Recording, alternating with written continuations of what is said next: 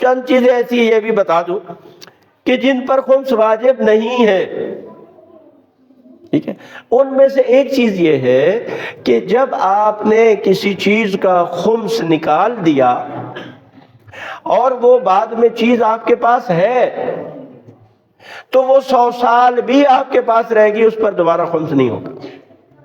اگر ایک دفعہ آپ نے اس پر خمس نکال دی اور وہ چیز آپ کے پاس ہے، ختم نہیں ہوگی، یعنی وہ چیز آپ کے پاس اسی طرح سے موجود ہے، خرچ نہیں ہوئی۔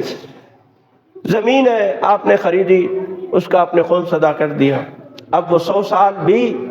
وہ زمین رہے، اس پر خمس نہیں ہے۔ آپ کی 100 نسلوں تک وہ زمین منتقل ہوتی رہے، وہ آئندہ آنے والی نسلوں پر بھی اس کا خمس نہیں ہے۔ ان کی اتنی آسانی ہے، اس کو ہم کہتے ہیں مال مخمس، جس کا ایک دفعہ آپ نے خمس نکال دیا، پھر اس پر دوبارہ اگر وہ چیز بے عین ہی اسی طرح سے موجود ہے تو دوبارہ اس پر خمس نہیں لگے گا۔ میراث، آپ کو وراثت میں مال ملا ہے، ٹھیک ہے، اس پر خمس نہیں ہے۔ اگر آپ اس کو بیچ دیں، اس سے جو پیسہ آپ کو ملا اس پر بھی خمس نہیں ہے۔ سال جب آپ کی تاریخ آ گئی خمس کی، وہ پیسہ آپ کے پاس پڑا ہوا ہے، اس پر خمس نہیں، مگر وہ پہلی شرط کے ساتھ کہ وہ جو مر گیا ہے اس پر خمس واجب نہ ہو۔ پھر جو اس کے بعد آپ کو ارث ملے گا، وراثت ملے گی، اس پر خمس نہیں ہوگا، اور یہ وراثت آگے بھی منتقل ہوتی رہے، اس پر خمس نہیں ہوگا۔ تو وراثت پر خمس نہیں ہے، اگرچہ وہ کتنا عرصہ ہی پڑی رہے، لیکن اگر آپ اس کو منافع کی غرض سے کہ بھئی ابھی اس کو رکھتا ہوں، اس میں قیمت بڑھ جائے گی، پھر اس کو بیچوں گا کروں گا، یا کاروبار کی غرض سے اس کو آپ لے کے آتے ہیں، پھر منافع پر خمس ہوگا، اصل پر پھر بھی خمس نہیں ہوگا۔ حق مہر ہے، حق مہر پر خمس نہیں ہے، یعنی آپ جو بھی شخص ہے اگر اپنی اہلیہ کو وہ حق مہر ادا کرتا ہے تو نہ اہلیہ پر خمس ہے نہ دینے والے پر خمس ہے۔ اسی طرح سے جو چیز آپ کسی کو ہبہ کرتے ہیں، ہدیہ دیتے ہیں، اس پر بھی خمس واجب نہیں ہے، نہ دینے والے پر اور نہ ہی لینے والے پر۔ البتہ بعض کا فتویٰ ہے آیت اللہ سستانی اور کہ اگر سال کے بعد وہ چیز بچ جاتی ہے تو اس صورت میں پھر احتیاط واجب یہ ہے، بات کہتے ہیں آیت اللہ خامنائی کا فتویٰ ہے کہ احتیاط مستحب ہے کہ اس پر خمس نکالا جائے، اور آیت اللہ سستانی کا غالباً یہ کہ احتیاط واجب ہے کہ اس پر خمس نکالا جائے اگر سال کے بعد وہ بچ جائے۔ آپ اپنی اولاد کو دیتے ہیں، بیوی کو کوئی چیز دیتے ہیں، ہبہ کرتے ہیں، یعنی گفٹ کے طور پر دیتے ہیں، تحفہ دیتے ہیں، تو اس پر خمس نہیں ہے۔ آپ کو کوئی گفٹ دیتا ہے، اس پر بھی خمس نہیں ہے۔ اچھا، عیدی وغیرہ پر خمس نہیں ہے، جہیز پر خمس نہیں ہے، اس شرط کے ساتھ کہ جہیز دینے والا کیا ہے، خمس دیتا ہے باقاعدگی کے ساتھ، پھر اس پر خمس نہیں۔ لیکن اگر یہ ہو کہ اس نے ایسے مال سے جہیز خریدا ہے جس پر خمس واجب ہو چکا تھا تو پھر کیا ہے، پھر اس پر خمس ہوگا،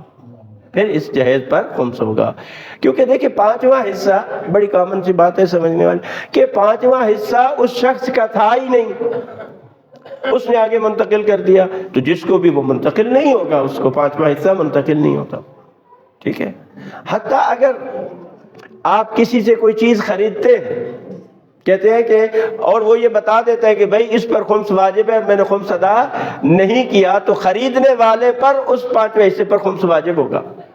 یعنی وہ جو چیز اس نے خریدی ہے جس پر خمس واجب تھا، اب خریدنے والے پر خمس واجب ہوگا۔ انعامات ملتے ہیں آپ کو، ان پر بھی خمس نہیں ہے، حکومت کی طرف سے کوئی آپ کو انعام ملے، ویسے انعام ملے، ان پر خمس نہیں ہے۔ البتہ یہ جو قرآن دازی میں یہ جو پرائز بانڈ وغیرہ ہے ان کے بارے میں ہے کہ بعض فقہا کا فتویٰ ہے کہ سال کے بعد بچ جائے تو اس پر خمس واجب ہے، اور بعض کہتے ہیں کہ واجب نہیں ہے۔ اس مسئلے میں اگر کسی کا پرائز بانڈ نکلے تو وہ ضرور کسی عالم سے کنسلٹ کرے کہ آیا مجھ پر خمس واجب ہے اس میں سے یا واجب نہیں ہے۔ اس طرح سے اسکالرشپ ہے، اس پر بھی خمس واجب نہیں ہے، جو حکومت دیتی ہے یا کسی لوگوں کو طالب علموں کو ملتا ہے وظیفہ، ان پر بھی خمس نہیں ہے۔ اور آخری جو مسئلہ ہے وہ یہ ہے کہ قرض، میں نے کسی سے قرض لیا ہے اور میرے پاس موجود ہے، میرے خمس کی تاریخ آ گئی، اس قرض پر مجھ پر خمس واجب نہیں۔ البتہ اس میں بہت ساری چیزیں، دیکھیں آپ نے گاڑی بینک سے لی ہوئی ہے، کوئی اور چیز مکان بینک سے لیا ہے، کوئی اور چیز آپ نے بینک سے یا کسی سے بھی قرضے پہ لی ہے، آپ قسطیں ادا کر رہے ہیں، تو اس بارے میں یہ ہے کہ جب آپ کی تاریخ خمس آئے گی، جتنے قسطیں آپ ادا کر چکے ہیں اس حساب سے آپ پر خمس واجب ہوگا، جو باقی قسطیں رہ گئی ہیں وہ انشاءاللہ اگلے سال کہ پھر اس میں حساب کیا جائے گا۔ آپ نے کسی سے قرض لینا ہے، آپ کی خمس کی تاریخ آ گئی، اب اس میں کیا ہے؟ تو اس میں فقہا یہ فرماتے ہیں کہ اگر تو آپ کو اسی سال اس کے ملنے کی امید ہے کہ یہ واپس مجھے مل جائے گا، تو آپ کیا کریں، اسی قرض کا جو آپ نے دیا ہوا ہے اس کے پاس ہے، اس کا آپ خمس نکالیں گے۔ لیکن اگر آپ کو ہے کہ اس سال مجھے نہیں ملے گا یا زیادہ وہ نہیں ہے کہ کب ملے گا، تو پھر اس صورت میں یہ ہے کہ جب آپ کو وہ قرض واپس ملے، وہ بندہ جو مقروض ہے وہ آپ کو قرض واپس کرے، تو جو ہی وہ واپس کرے گا اس وقت آپ اس کا خمس ادا کر دیں گے۔ ابھی جو ہے وہ خمس ادا کرنا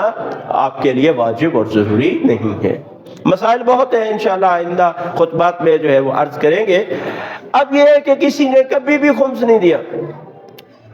اب دینا چاہتا ہے تو واجب ہے کہ وہ خمس ادا کرے، کیونکہ خمس میں تاخیر کرنا بھی جائز نہیں۔ حتیٰ اس سال مجھ پر واجب ہے، اس سال میں نہیں دیتا، اگلے سال تو مجھ پر جائز نہیں ہے۔ جب جائز نہیں ہے یعنی گناہ ہے، گناہ ہے تو اس پر کیا ہوگی؟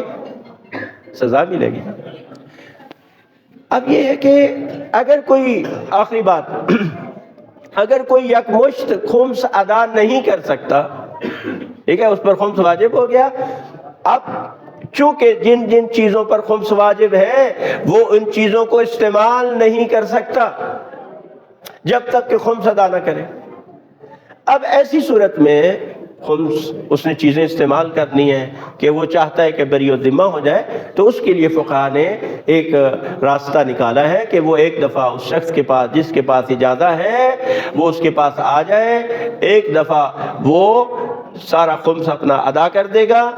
ٹھیک ہے۔ اگر سارے پیسے نہیں بھی ہیں پھر بھی ایک طریقہ ہے کہ اس کے ساتھ وہ سارا خمس نیت کر کے ادا کر دے گا، اور بعد میں وہ اس سے قرض لے لے گا، وہ اس عالم سے جس کے پاس اجازت ہے یا وکیل ہے کسی مجتہد کا، اور پھر وہ قسطوں میں ہر مہینے جو اس کے لیے آسانی ہو وہ قسطوں میں وہ اپنا خمس ادا کر سکتا ہے۔ تو اس میں بہت ساری سہولیات ہیں، اگر انسان واجب پر عمل کرنا چاہے تو اس کے لیے بہت سارے راستے کھلے ہوئے ہیں، لیکن کہتے ہیں ہڈ حرام حجتاں ڈھیر، لیکن اگر میں نے خمس ادا نہیں کرنا تو میرے پاس بہانے بہت ہے، ٹھیک ہے۔ ایسا بہانہ بنائے کہ کل بارگاہ امام زمان علیہ السلام میں وہ بہانہ آپ کا قابل قبول ہو۔ پروردگار ہمیں اپنے واجبات پر بالخصوص خمس ادا کرنے کی توفیق عطا فرما، ہمارے مال کو پاک فرما، پاکیزہ رزق ہمیں عطا فرما۔